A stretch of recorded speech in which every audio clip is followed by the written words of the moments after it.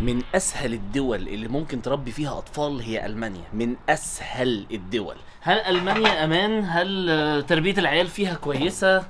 هل اجيبهم في 2026 وانا جاي ولا بلاش؟ هل المانيا دي مناسبة ان الواحد يربي فيها اطفال ولا لا؟ كل الاسئلة دي يا معلم انا ناوي اجاوبها لك في الفيديو بتاعنا ده.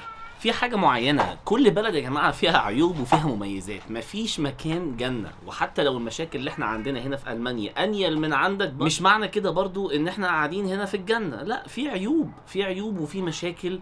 وانا طول عمري في القناة بتاعتي بقول مميزات، فانا النهاردة قررت اني اطلع العيوب عشان الناس تعرف اللي ليها واللي عليها. ما ينفعش تيجي على عماك، ما ينفعش تيجي وفاكر ان الدنيا كلها هنا وردي وتفتكر ان مفيش ولا عيب. غلط. لازم تعرف العيوب وما تغلطش غلطتنا ان انت جيت على عماك وقابلت عيوبها مرة واحدة. يلا بقى تعال نتكلم في تفاصيل الاطفال والتربية والمشاكل والمميزات كمان اللي موجودة في المانيا. من اسهل الدول اللي ممكن تربي فيها اطفال هي المانيا، من اسهل الدول، لكن مش من احسن الدول. تعالى بقول لك ليه انا شخصيا شايف ان برضو يعني مش 100%، لا، في مشاكل، خصوصا لو انت عربي مصري، وخصوصا اكتر لو انت مسلم. ولو انت حتى مش مسلم ولكن من عيلة متحفظة برضو هتقابل المشاكل دي. وعلى فكرة مش في المانيا بس، دلوقتي في اوروبا كلها، وانيل من كده كمان في امريكا. مليون حاجة عايز اتكلم فيها. اول حاجة هنتكلم في حتة ان الطفل مش بيتعب علشان يلاقي الحاجة. بمعنى ان الطفل هنا مدلل، الطفل هنا متدلع بالبلدي، لان فعلا كل حاجة سهل قوي انك تجيبها وتلاقيها. الحضانة هنا نفسها بتشكل الطفل على ان الحاجات سهلة مش صعبة. بيربوا جوه، بيحاولوا، لكن الحاجات اصلا سهلة. الالعاب موجودة في كل حتة. الموضوع سهل ولطيف. انك انت تعاني في انك تجيب للطفل حاجة معينة سواء لبس او مش موجود بالنسبة كبيرة. فبالتالي المشكلة ان الطفل خلاص هو متدلع فعلا، هو مش متعود على اللي احنا اتربينا عليه في بلادنا احنا. فحتة الدلع دي مشكلة. البلد نظيفة زيادة عن اللزوم، نظيفة زيادة عن اللزوم.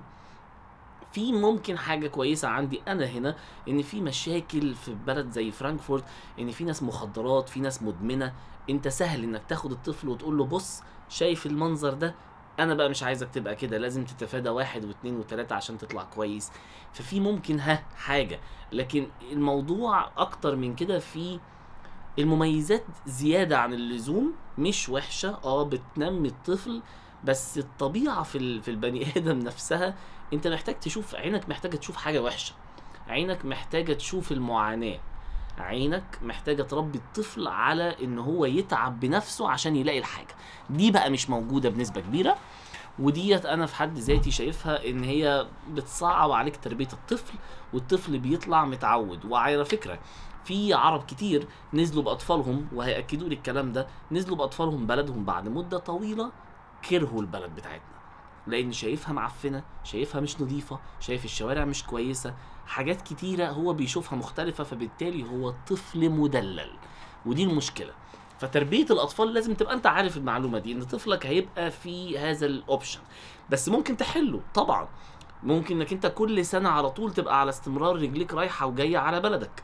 فبالتالي الطفل هيبقى عاش هنا وعاش هنا، ضيع وقت هنا كتير، ضيع وقت هنا كتير. في ناس أعرفها بتنزل أطفالها يعيشوا بالسنين في بلدهم ويرجعوا تاني. في ناس أعرفها نزلت أولادهم يخشوا الجامعة في مصر. والله ما تسألنيش، انت هنا بتحارب في مصر انك تبعت اطفالك لألمانيا عشان يدرسوا تعليم نظيف، بس هو طول عمره قاعد هنا فما تعلمش الاساسيات، اللي هو من الاخر تطلعه راجل او تطلعه بنت فاهمه الدنيا ماشيه ازاي وعندها سيمباسي، عندها عاطفه مع الناس. مفيش الاساسيات دي تايهه شويه.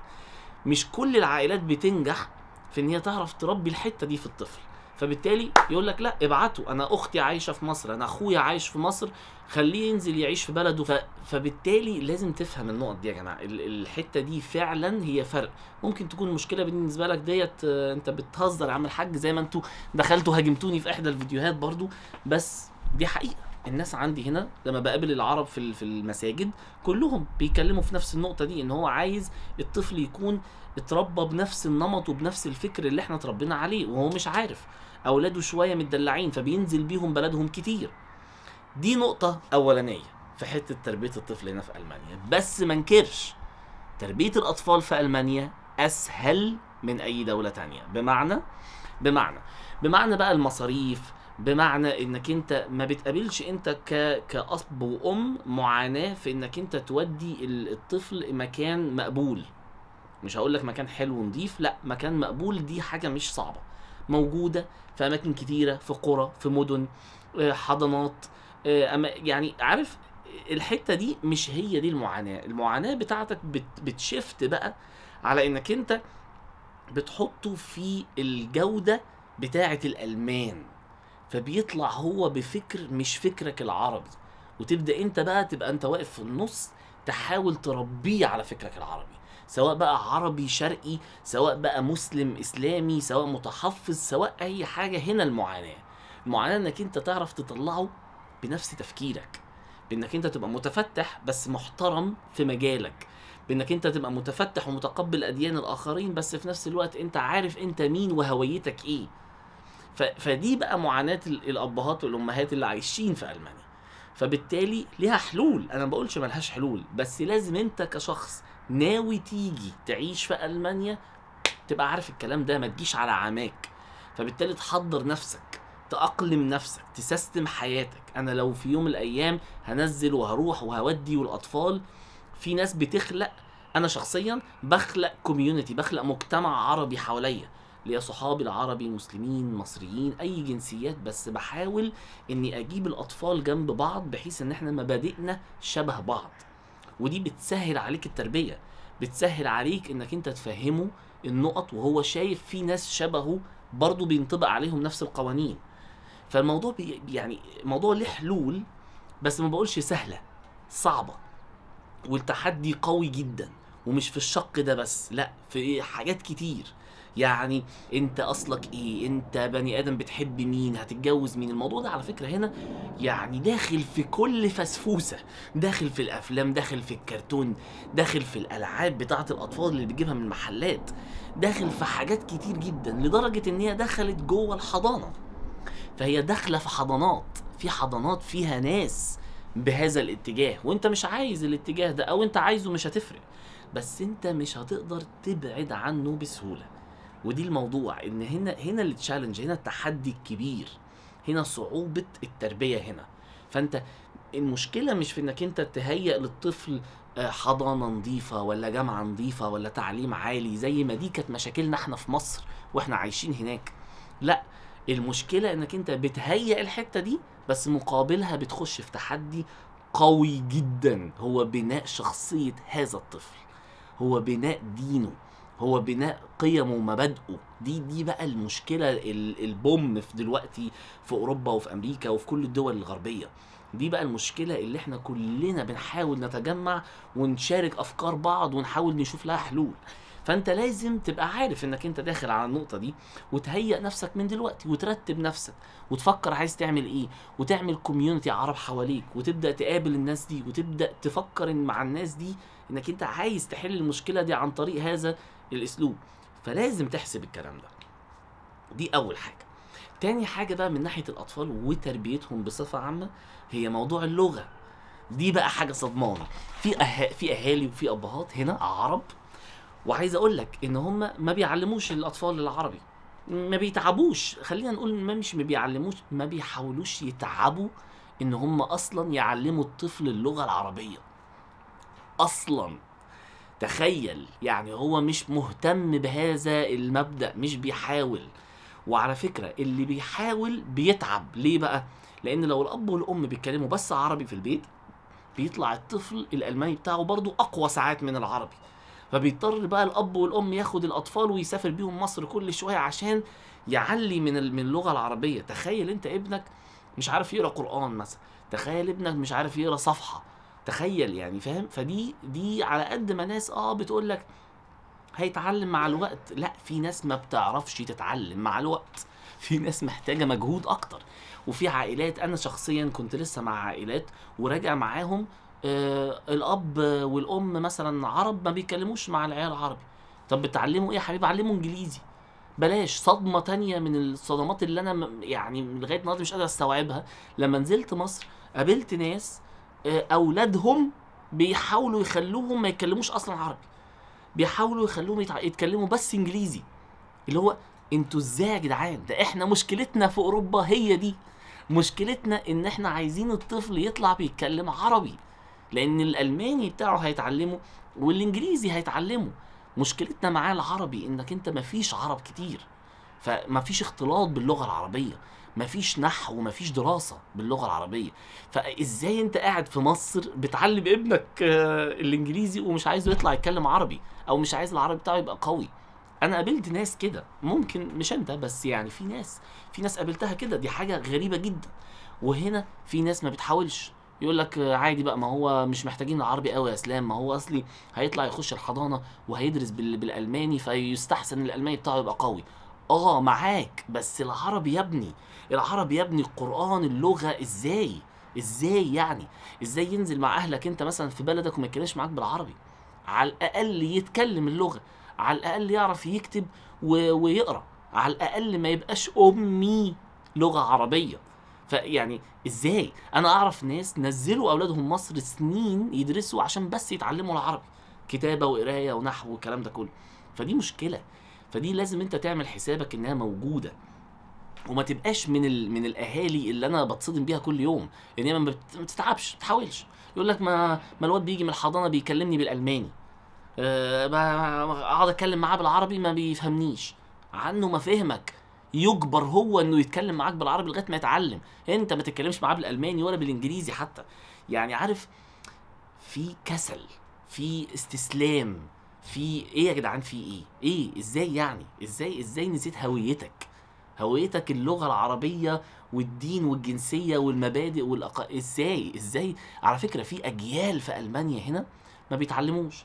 وانا هقول لك حاجه، انا قابلت ناس من بقى الجيل التاني والتالت، اللي هم بقى الاب نفسهم هو المهاجر والطفل اتربى هنا، ما بيتكلمش عربي خالص. تلاقيه اصله مغربي، اصله تونسي، اصله مصري كمان، ما بيتكلمش عربي كويس. حلو كلام. تيجي تتكلم معاه يقول لك ياه، بابايا هو اللوم كله على ابويا، اصل ابويا ما حاولش خالص واحنا صغيرين يكلمنا باللغه العربيه، ويندم. وفي منهم ناس عرفت ان انا كنت عايش في دبي يقول لي يا ريتني كنت بعرف اتكلم عربي، كنت سافرت دبي من بكره، ده انا حلم حياتي اني اشتغل في دبي، بس انا ما بتكلمش عربي. ده كان واد مغربي، ابوه مغربي وامه المانيه، انا مش هنسى. وما يعرفش كلمه بالعربي، ما يعرفش غير السلام عليكم وعليكم السلام والكلمتين دول بس، ما يعرفش كلمه معاك عربي خالص، ولا يعرف يقرا ولا يكتب. فما تضيعش الفرصه دي. يعني ازاي؟ ده الاساس، الالماني والانجليزي هو اللي فوقيه. حتى لو انت عايش في المانيا، حلو الواد يبقى شاطر جدا في الالماني، بس ما ينفعش يقل عن العربي يا جدعان. انا ببقى ساعات بمسك الناس، انا بمسك الابهات دي بفور عليهم، بقول لهم يا جماعه يعني فوقوا. ازاي؟ ده اهم حاجه في الدنيا. فلو سمحت يا جماعه اعرف النقطه دي وخد قرارك من دلوقتي، بس يا ريت قرارك ما يبقاش تنفض، لان دي مشكله كبيره جدا جدا جدا. بعد كده الطفل لما بيكبر بيحلم ان هو يقدر بس على العربي. وعلى فكره دوله زي الامارات ولا دبي مرتباتها اعلى مليون مره من دول اوروبا وامريكا والجو ده كله. عادي جدا، لو انت مش معاك عربي بيقل مرتبك، لو انت مش معاك عربي مش هتعرف تشتغل في اماكن فيها لغه عربيه. موضوع سهل وبسيط. فخلينا نشتغل على الاساسيات ونفهم ان دي حاجه مهمه. تالت حاجه ولا رابع حاجه في موضوع تربيه الاطفال، طبعا بقى هو التحدي ابن اللذينه في موضوع الجواز. عارف اللي هو ولد يتجوز ولد، بنت تتجوز بنت، والكلام ده كله. الكلام ده تحدي في كل عنصر، كل عنصر بتمشي فيه في حياتك لازم هتلاقيه موجود ومتدس في الموضوع، سواء في تلفزيون، في كرتون، في ألعاب، في المحلات. فلازم تبقى حاطط عينك في قلب راسك، انت شايف كل فسفوسة الطفل ده بيمشي عليها، وما تنفضش. خد بالك ما تنفضش، لان في منهم ناس كتيرة قوي بيبقوا مغتصبين على فكرة. وفي الحضانة دلوقتي، الحضانات الألمانية معظمها كلها تقريبا إذا كانش كلها لازم تلاقي فيها 1 أو 2، وده شيء طبيعي. بيبقى الموضوع طبعا كنترولد ومتسيطر ومفيش دراسه في النقطه ديت، بس انت طبعا بتبقى قاعد مقلق ومفيش بديل ومفيش حل تاني. هتعمل ايه طيب؟ هتقعد الواد مش هتوديه حضانه، طب وبعدين؟ انت فاهم؟ فبتقعد بقى انت تركز بقى في تفاصيل كل يوم ايه اللي حصل، وتروح تحضر بنفسك وتشوف، وتبعد عن الجروب الحضانه اللي فيه الحاجات اللي انت مش عايزها، وتروح تتكلم مع المدير وتقول له انا مش عايز كذا ومش عايز كذا ومش عايز كذا. نقطه مهمه جدا انك انت لما تخش اي حضانه ما تتكسفش او ما تبقاش مخجل من هويتك ومن دينك. انا اول ما دخلت اول حضانه لابني دخلت يا جماعه، يا جماعه انا راجل مسلم، ابني ده ما ياكلش، ما تحطلهوش اي خنزير، اوعى تجيبوا الحاجات اللي هي بقى مندسه فيها حاجات الجيلاتين بتاع الخنزير والجو ده، ويبقى الموضوع واضح وصريح. اي خلل هيحصل في الموضوع ده انا هقلب الدنيا عليكم وهعمل فيكم شكوى وهعمل فيكم ديسكريمينيشن وفيلم عربي. فبخش شديد جدا من الاول، والناس كلها بتحترم. بصراحه بصراحه عشان ما ابقاش كداب، مفيش بني ادم في المانيا ما لقيتهوش في النقطه دي مش محترم، خصوصا في المدن الكبيره لان فيها كميه مهاجرين ومسلمين كتير جدا، خصوصا عندي في فرانكفورت. فبصراحه دي حاجه مريحه، ودي حاجه برضو انا ارشحها لناس كتيره اللي جايبه اولاد واطفال. روح المدن الكبيره، روح المدن الكبيره، هتلاقي عرب كتير، هتلاقي ثقافتك، هتلاقي دينك اكتر، وهتلاقي الناس الالمان اللي عايشه في وسطينا عارفين ومتعودين على الكلام ده. فبالتالي هو مش متفاجئ ومش بيعاملك بطريقه عنصريه ولا اي حاجه، بالعكس الموضوع لطيف وحلو وظريف. فدي حاجه انا ارشحها جدا يعني. تحدي الاطفال وتربيته هنا صعب بس اسهل ما يمكن، بمعنى من ناحيه الفلوس اسهل. الحكومه بتديك مبلغ لا يقل عن 250 او 200، دلوقتي علوها السنه دي بقى 255 يورو في الشهر. برضه ما تتخضش، رقم مش كبير ولا حاجه لانه بيطير كله في البامبرز وبيطير كله فاهم في لبسه والحاجات دي كلها، بس طبعا حلو بيسند، ما انكرش، فاهم قصدي؟ لا بيسند، بس خد بالك الفلوس ديت هنا غاليه، سوري، يعني يا دوبك على القد. زي مثلا ما تقارنها بمصر كده، لو الطفل مثلا ايه عليه 1000 جنيه ولا حاجه و1000 ونص، حلو يعني حاجه ايجابيه جدا، بس مش بتغطي طبعا، فاهم قصدي؟ بس اللي انا عايز اتكلم فيه ان من ناحيه المساعدات، وان هو تربي الطفل وتوديه الحضانه وتوديه المدرسه ببلاش وتوديه الجامعه ببلاش، التعليم من الناحيه الماديه لا، الحكومه صارفه عليه ومش هتشيل اي هم فيه، بنسبه كبيره ان شاء الله مش هتشيل هم. بس مش هو ده الخطر الحقيقي. الخطر الحقيقي هو انك انت راجل مهاجر داخل على دوله اوروبيه، فلازم تعرف انت عايز ايه. هل انت عايز تحافظ على مبادئك؟ عايز تسيب الدنيا مفتوحة؟ عايز تحافظ؟ انت لازم تاخد قرارك بنفسك. فدي حاجات كتيرة لازم تعرف ان هي بتهدد وجود الأسرة والعيلة هنا، ودي الحاجات الكتيرة اللي بتصعب التربية هنا. لو انت راجل محافظ، لو انت راجل عايز تعيش على دينك، لو انت راجل عايز تعيش على هويتك وعايز اولادك يطلعوا على هويتك. ارجع اقول لك تاني، لا الموضوع مش سيء، مش وحش، ولكن 50% كده 50% كده. انت لازم تعرف انت عايز ايه وتخش وتحارب عليه، واعرف انك انت هتحارب عليه. الموضوع مش سهل. رتب نفسك من دلوقتي، ابني خطتك من النهارده، وما تجيش وتقول لي يا اسلام انا اتصدمت هو ليه محدش على السوشيال ميديا بيتكلم على العيوب دي. لا، دي صعوبة ولازم الناس كلها تعرفها، واعرف الوحش قبل ما تعرف الحلو في اي بلد انت بتروحها. وتاني، الناس اللي هاجمتني يا جماعة في الفيديوهات، انا من اول ما فتحت اليوتيوب وعمري ما اتكلمت على سلبيات بلاد كتيرة، لاني كنت دايما على مبدأ انك تدي الناس طاقة ايجابية تخلي الناس تعيش حياتها وتعيش حلمها. بس برضو الناس اللي بقابلها هنا وبتيجي وزي ما بتقول بتاخد على قفاها وتيجي وتصطدم بمشاكل هي مش عايزة تعيش في وسطيها وترجع تاني بلدها، يبقى من حقي ان انا اشارك معاك العيوب اللي انت مفروض تاخد بالك منها. وعايز تيجي برضو يبقى قشطة بقى، خلاص انت خدت قرارك، بس انا واجبي انا كبني ادم اني اشارك معاك تجربتي سواء سيئة او ايجابية، يمكن تفيدك، يمكن، الله اعلم.